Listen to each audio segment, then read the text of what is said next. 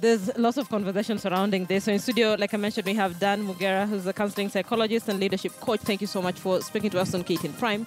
We also have Irene Kendi, program coordinator, gender and education and girl-child rights activist. Thank you so much, both of you, for joining us on KTN Prime. So quick reactions to that particular proposed bill. I'll run the big question for you in a couple of minutes. Actually, we want to know if you support that proposal that each parent should pay 50% of what it would take to raise a child. So as we get to your reactions to that big question, Dan, let me begin with you. What are your thoughts about this proposed bill?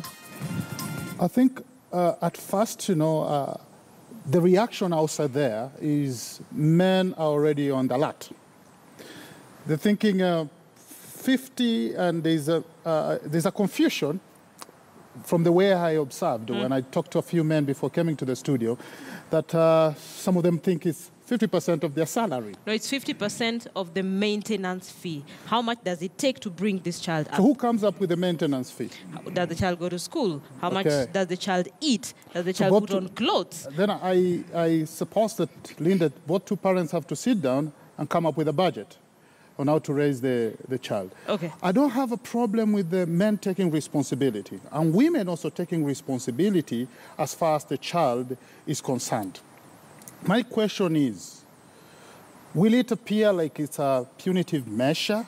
For who? For some of the people involved. Let's say we have women today, in their rational thinking, they want the kid, but they don't want to get married, okay? Mm-hmm. They have set up their thoughts that I'm going to get a kid with a man, but I don't want to get married. I have the capacity to raise up my own kid.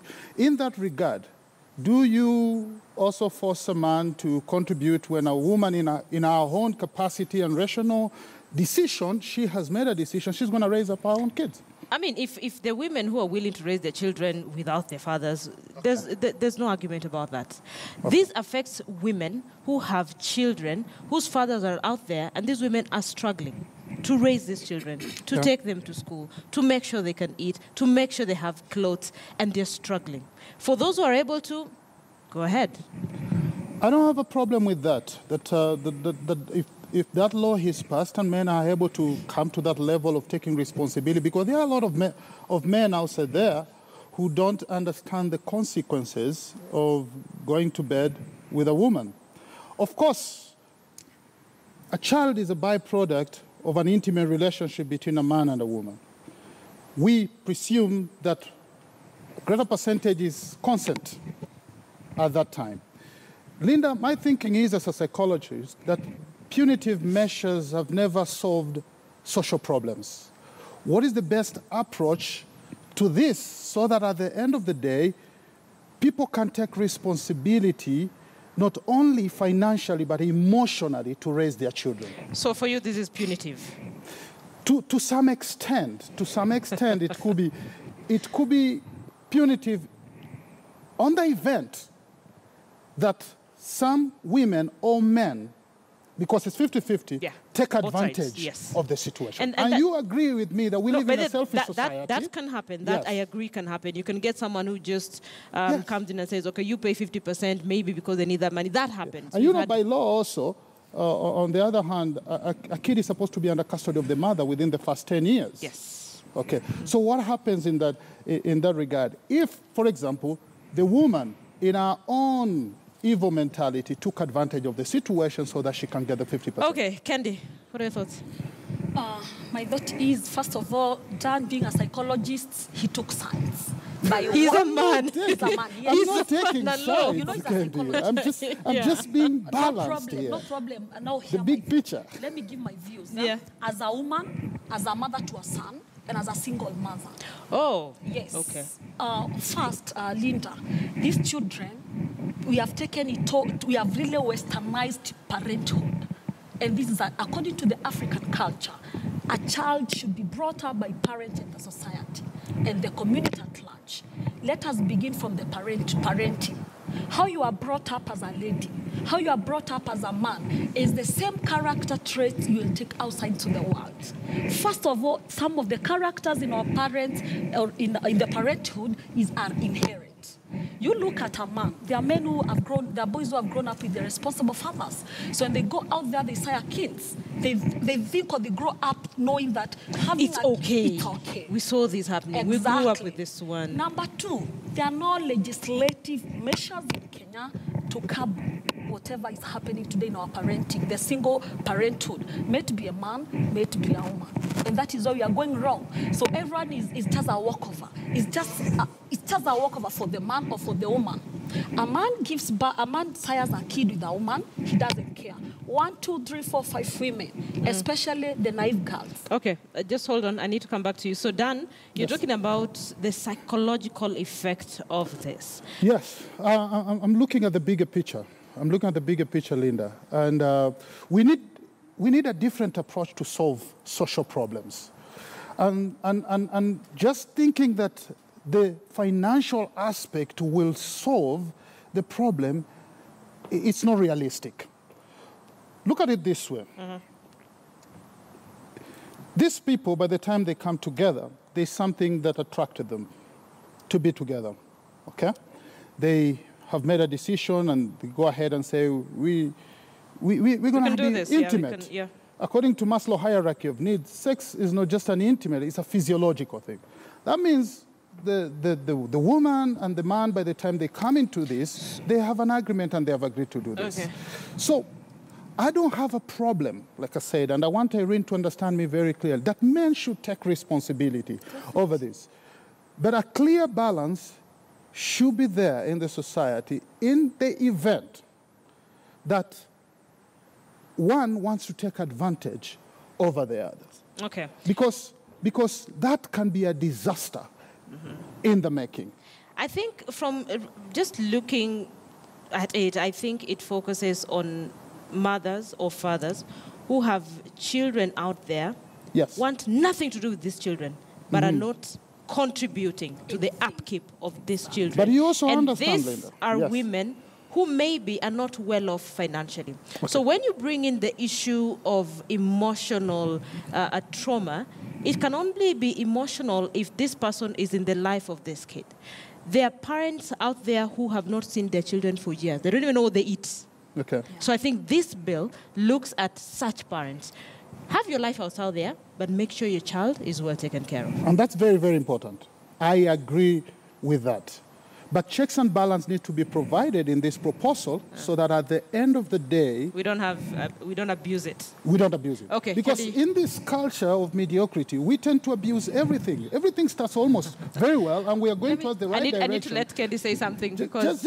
You know, Dan, you see that in studio, they don't want women to speak. The same oppression they are taking to parents. Kendi, I was trying to fix your mic. Now, Linda, yeah, I'll say this. Yeah.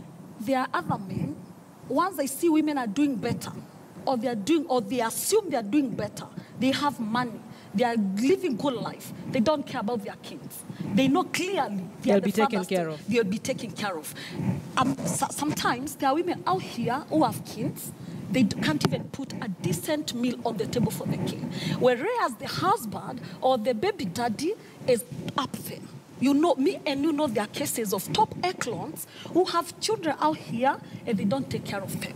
I think this bill is the best thing that will ever happen to the less fortunate single mother. And single fathers? In this world. So both ways? Both ways. But you know, I'm sure she's not very keen about single fathers. Let me finish. Let her finish. Let me finish that. Go on. Because I said I'm a mother to a son, and yes, I am a woman, and I'm here to I'm give also back. Son of a single mother, so I understand this. We are discussing this bill. Men should know out here, this bill is not about cutting the 50% of their salary. It's a 50-50 cost share. But also, there is a woman there who is not working. She's on Vibaruas, the daily Vibaruas. She can't afford even 500 shillings to buy meals. Then there is a man who is employed here with a 6-figure salary, either in the government or in the private sector. I also support this thing of 50-50 when the woman can't afford, so maybe, or when the woman cannot afford. So maybe the other aspects we need to add. What if the other parent cannot meet the other half? And that's exactly. What I'm talking about. Okay. These are kids, and the kid is innocent. When me and you are making babies, these children or this child was innocent. In other words, we shouldn't make them pay for the mistakes of the parents, quote unquote. We don't need the kids to be to be involved. As a mother, personally, I have brought up my son single-handedly. The father is working, and I don't care. If he comes in or not, personally, I don't care. But there's another woman out here who is struggling leader. She can't put a meal on the table. Yeah. The children are working in tatters. You've seen children loiter in the street, selling sweets. Where are the fathers to these kids? You'll see a mother seated there. The kid is loitering with sweets, others begging. A 6-year-old girl child who will later get raped. You don't know. And the father maybe is a very senior person. Living in some leafy suburb, yes. and the child is living in some slum, and this child will grow up to know this was my father, Exactly. so how did I grow up like this? And let me tell you the funniest bit about it. We bring up these kids, they become the Obamas of this world, then the fathers come here making, shouting and making noises. That my daughter, that my son. I've seen it happen. Okay, So I think I need to wrap this up. parenthood should be the both signs. It should be a two-way sign for the mother, for the father. If the father can't afford, as a mother, take responsibility. Full responsibility. If the mother can't afford, let the father take responsibility. Okay. If they are together Linda, or not. my 30 thinking is seconds. this. Yeah. My thinking is this. We have a tendency of approaching every situation, especially where genders are involved, from a win-lose perspective, okay? Yeah. And this is where the problem comes in. And already, you're seeing we're approaching this issue from the way my friend here is talking, from a win-lose situation. It's like it's a fight. No, it's not a fight. Here, it's a human being involved. We need to take care of both the financial aspect, but also the emotional aspect of that particular kid. Okay. And so a balance must be created so the responsibility is taken. At the end of the day, emotional perspective also taken care of. Because this is a human being. Yeah. This is not a product we are trying to take care of. Okay, so at the end of the day, whatever works for the children, to make sure they're well taken care of, they grow up to be responsible members of the family, Yeah. whether the mothers are there, whether the fathers are there or not, that is the key Yes. in this whole But also, discussion. both men and women must understand that there is a consequence. Exactly. I think Okay. women Yeah. have a responsibility Both sides to have. bring up a kid. Both sides. No, I if need you to want wrap to this get up. pregnant, Okay. you need Again, to... to finally, You No, can't no, just no, go no, out to no, serve no. kids. I need to wrap up. Dan Mugera, counseling, psychologist, and leadership coach. Irene, we can have this conversation for an hour. No, but let me finish, leader. Let us all come together, know that the kid, as Africa, according to the African culture, this kid belongs to the society. It is the role of the father, the mother, and the society to bring up children. That's a good place to end it. Irene Kennedy, program coordinator, gender and education and girl-child rights activist. Thank you so much for your time. Clearly, we need like an hour because this is going to be back and forth and it's going to be men and women. But thank you so much for your time. All right, people, you're watching KTN Prime. Thank you for staying with us. Let us know what your thoughts are on that proposed bill. Is it good? Is it bad? Is it punitive? Dan says it's punitive. Let's see what you think about it. So let's take a break now. We'll be back in a few minutes.